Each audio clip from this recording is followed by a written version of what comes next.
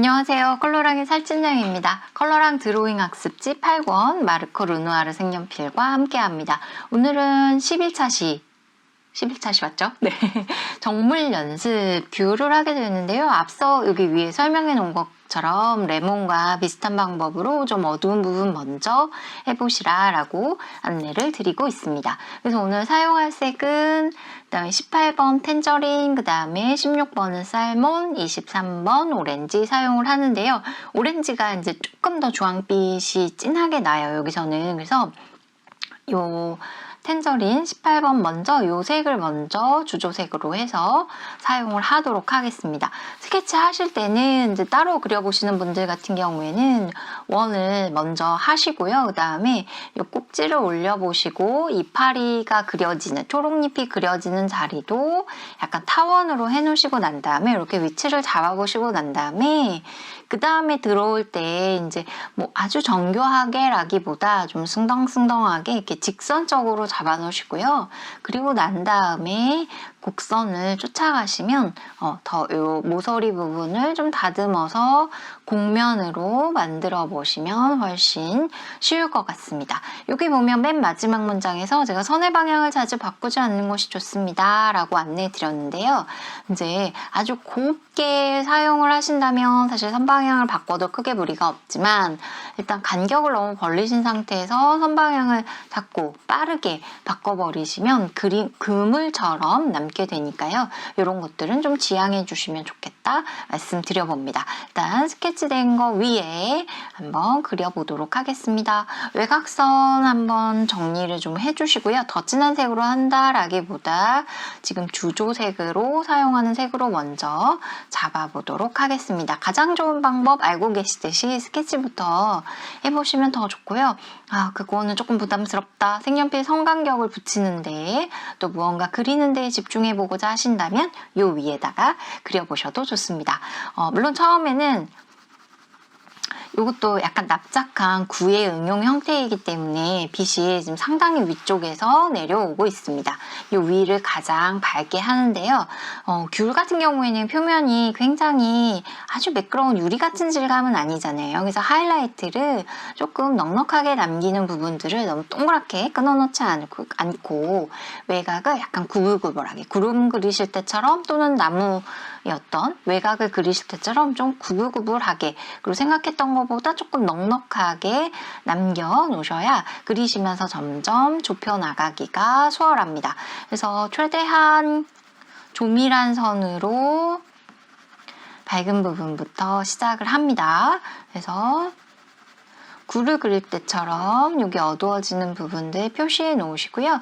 마치 이 하나로 다 완성해도 무리가 없을 정도까지는 묘사를 해두시고 난 다음에 밝은 곳은 더 밝은 색을 혼용하시고 그다음에 어두운 곳에는 23번, 밝은 곳에는 16번을 추가하시면 더 좋습니다. 일단은 긴 직선으로 전체적인 형태, 귤 표면이 가지고 있는 질감보다도 이 물체가 가지고 있는 기본 도형에서의 응용되는 형태, 그래서 구의 형태를 응용하고 있다. 그래서 구의 명암을 먼저 표현해야 되겠다. 이렇게 마음을 먹으시고요. 구의 응용 형태를 먼저 그려주시면 좋습니다. 조금 이렇게 밖으로 삐져나가는 부분들은 어차피 그림자가 더 진하게 표현될 부분들이기 때문에 괜찮습니다. 그리고 또는 보고 계신다면 제가 촬영을 하면서 스케치북을 움직이지 못하고 있지만 스케치북을 약간씩 돌리시면서 손이 계속 편한 방향으로 스케치북을 움직이시고 그다음에 손은 일정한 방향을 유지하면서 해주시는 게 더 좋습니다. 인쇄가 조금 진하게 나왔어요. 그러니까 인쇄보다는 조금 밝게 그려주셔도 괜찮습니다. 또는 더 여기처럼 진하기를 원하신다면 조금 붉은색까지 46번 버밀리언까지 좀 어두운 곳에 좀 있는 더 이렇게 조금 이런데 그 다음에 나뭇잎의 그림자 어두워지는 부분까지 조금 더 진하게 표현하고자 하신다면 더 42번까지 조금 더 폭을 넓혀서 사용을 하시고요. 더 밝게 이 하이라이트 주변을 표현하고 싶다라고 하신다면 19번 크롬 옐로우까지도, 그러니까 이 앞에 좀 더 노란색, 좀 더 진한 다홍색, 주황색 계열까지 사용을 해보셔도 좋습니다. 자, 전반적으로 구의 느낌을 지금 계속 찾아나가고 있습니다.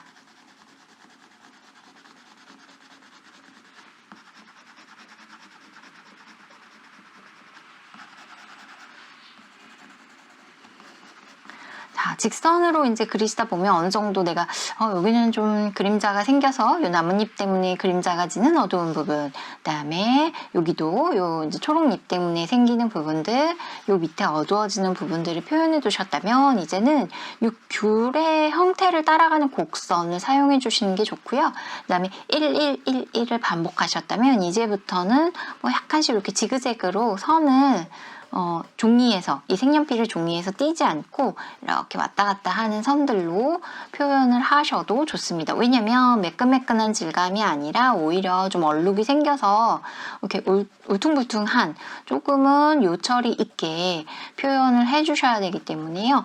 그런 부분들에서 선 방향, 그 다음에 선을 사용하는 방법을 앞에서랑 조금 다르게 사용해 보셔도 좋습니다. 어느 정도 하고 난 다음에 조금 진한 거 먼저 갈게요. 23번으로 먼저 이 그림자 진한 부분들 표현합니다.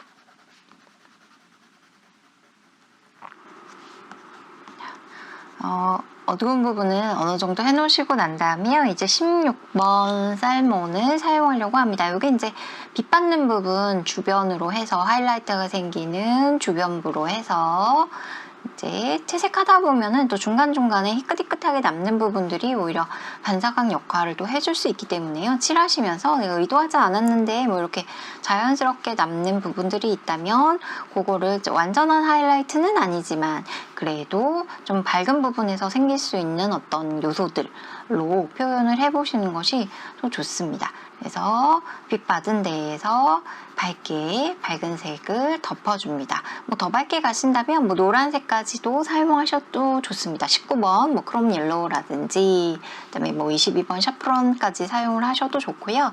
아무래도 색감은 이렇게 조금씩 섞으면서 약간 미묘하지만 다양한 색이 한 그림 안에서 모두 들어와 있으면 훨씬 더 밀도 있게 느껴지기 때문에요. 요 세 가지 단계, 그러니까 밝고 중간 어둡고 세 가지 단계가 색을 사용하는 것에, 세 가지 단계의 색을 사용하는 것에 점점 익숙해지셨다면 조금 색의 사용 범위를 넓혀보시는 것도 좋습니다.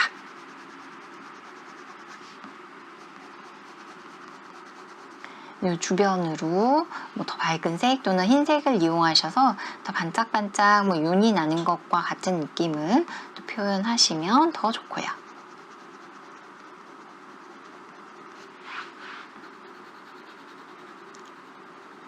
그래서 100% 완성이라기보다 한 80에서 90% 정도 하시고 난 이후에 그다음에 초록에 잎이 들어오고 나면 또 느낌이 다를 수가 있거든요. 그래서 어느 정도의 수정할 수 있는 여지는 살짝 남겨두시고 마무리를 해주십니다. 마무리하실 때 여기 이제 형태를 따라가는 이런 방향의 선, 이런 방향의 선, 지금 이렇게 모양 둥글게 여기도 이 방향 따라가는 선들 이렇게, 그래서 형태와 유사한 방향의 선들을 사용해 주는 것이 더 동그랗게 또는 뭐 더 네모나게, 더 길쭉하게 이렇게 형태가 가지고 있는 특징을 더 잘 표현하실 수 있는 방법이 됩니다.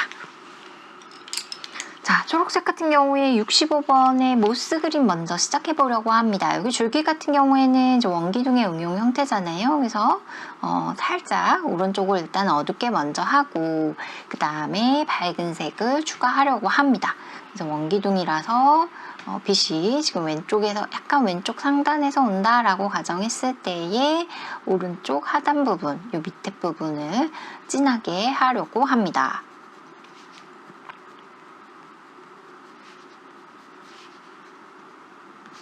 그래서 채색하시면서 뭐 자연스럽게 남는 초록색은 좀 그냥 살려주셔도 좋고요.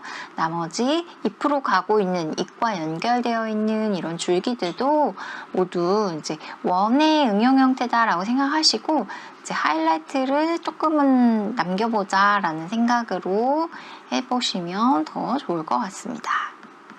여기도. 그리고 중요한 거는 잎이 완전 대부분은 종이가 아니거든요. 종이장처럼 얇다기보다 조금은 그래도 두께감을 가지고 있는 경우가 있기 때문에요. 너무 납작하게 말고 조금 봉긋 솟은 듯한 느낌으로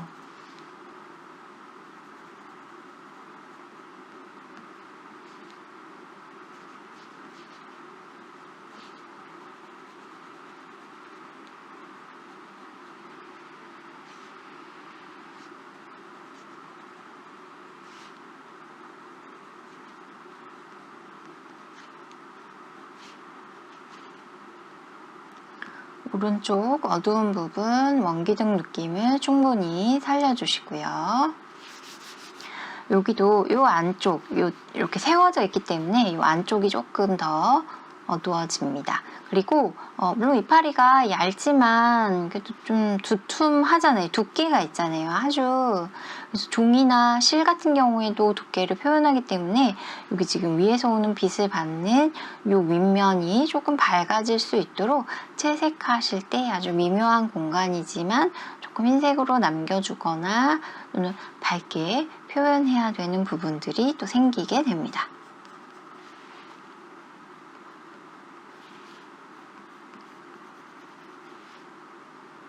이 안에 줄기도 같이 그려주고요.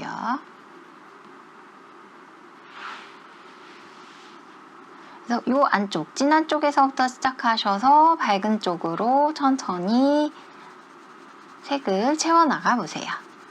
그래서 한 번에 진하기가 이제 자연스럽게 안 나오신더라도 요거는 조금 여러 번 그어서 모양을 또 만들 수 있는 부분이니까요. 천천히 그 대신에 선과 선의 간격을 최대한 조밀하게 표현해 보세요.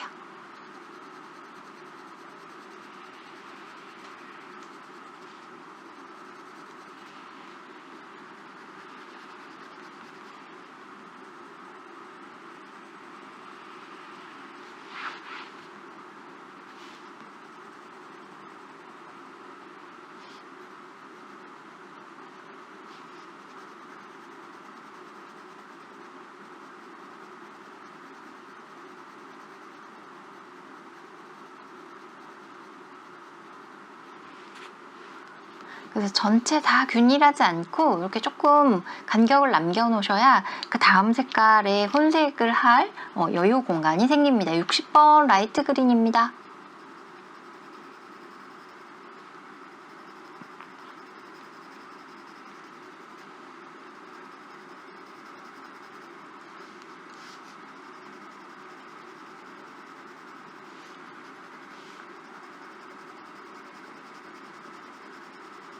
전체적으로 뭐 한 겹 더 덮어주듯이 그리고 밝은 쪽 하이라이트에 밝은 색을 추가해 주셔도 좋습니다.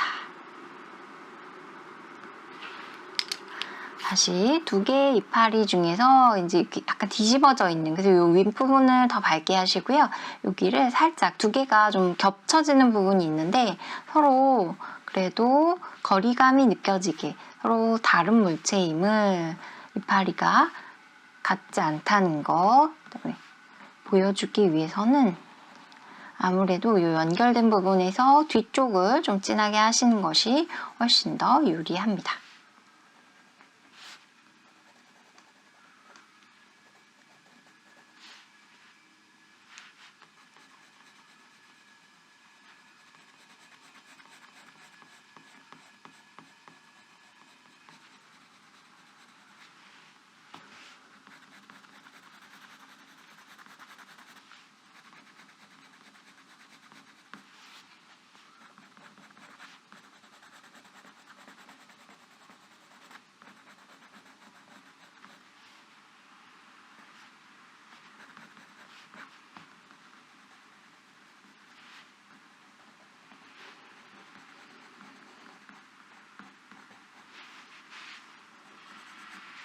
여기도 너무 이렇게 쫙 말고요. 약간 좀 끊어가셔도 좋고 조금은 직선인 듯한 느낌으로 표현하셔도 더 자연스럽고 좋습니다.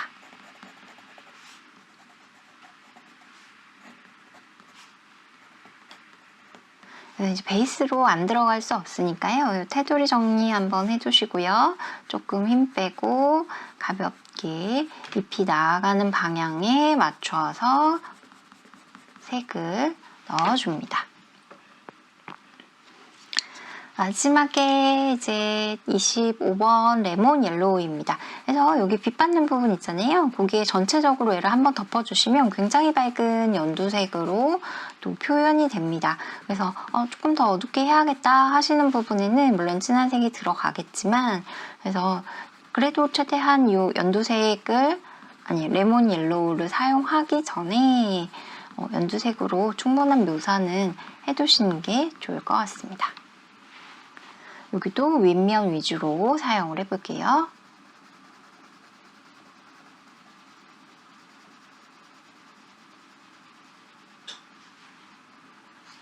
그리고 두께 있는 부분,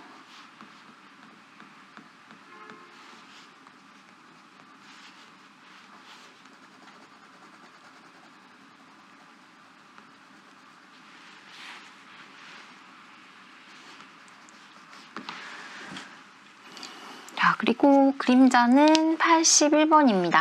브라운 그레이인데요. 그림자가 시작되는 물체하고 가장 가까운 부분에서 진해서 밖으로 나올수록 부드럽게 펴시는데요. 바닥에 생기는 검으로 가능하면 가로선을 또 많이 사용해 주시면 좋습니다. 그래서 물체가 딱 닿아 있는 그 부분부터 해서 바깥쪽으로 좀 밝아지게 표현을 해주세요.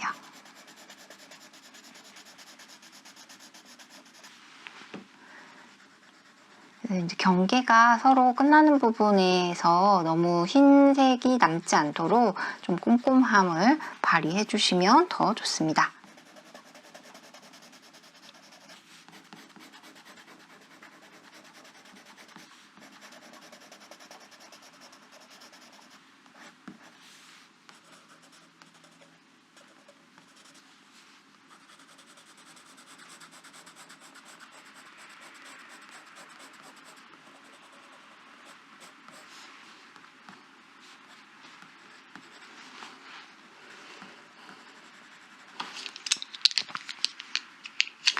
그다음에 진한 색으로 이제 많이 칠해가지고요. 23번으로 마무리, 여기 그림자 부분, 그늘과 그림자 부분을 조금 더 마무리해 줍니다.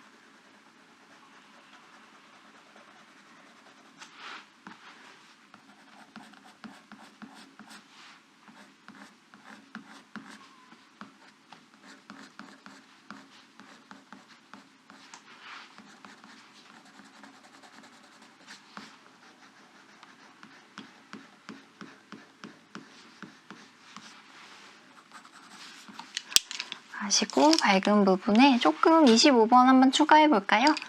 아니 19번을 추가해 볼게요. 조금 더 산뜻하게 밝게 가고자 하신다면 19번에 조금 더 밝은 노란색까지도 추가해 보셔도 좋습니다.